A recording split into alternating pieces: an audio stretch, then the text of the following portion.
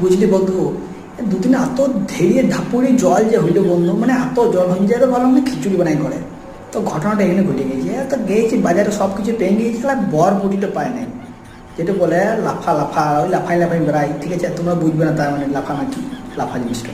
তো বর বলি খুঁজে পেয়েছি না, ঠিক আছে।